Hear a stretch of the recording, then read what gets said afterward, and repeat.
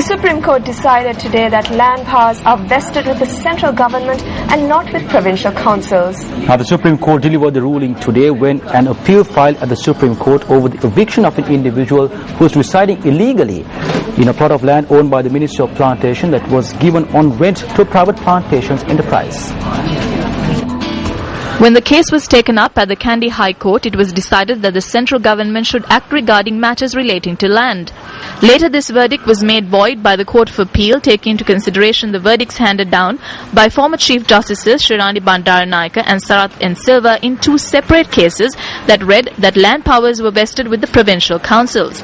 Rejecting the decision of the Court of Appeal, which went by the verdict given by former Chief Justices Shirani Bandaranaike and Sarath N. Silva, the Supreme Court delivered judgment today on the appeal filed related to the plot of land. Appearing on behalf of the Ministry of Plantations, who were cited as respondents, Attorney-at-Law Gomin Dayasri pointed out that land powers were not vested with the provincial councils through the 13th Amendment to the Constitution. The attorney noted that the 30th Amendment to the Constitution states that land powers are vested with the central government. He pointed out that in a case filed by several chief ministers after the United People's Freedom Alliance came into power, land powers were handed to the provincial council based on a Supreme Court decision. Taking these facts into consideration, the three-judge bench comprising of Chief Justice Mohan Piris, Justices Keshri Pavan and Eva Vanasundara decided that land powers were not vested with the provincial councils. Members of the bench announced three separate decisions and all three rulings reached the same conclusion. The Supreme Court pointed out that land powers vested with the President were not handed out to anyone through the 30th Amendment to the Constitution. The Supreme Court decided that when looking at the entire Constitution, it is evident that the central government had only handed limited land powers to the provincial councils for council purposes, and handing over those powers were carried out according to the discretion of the central government.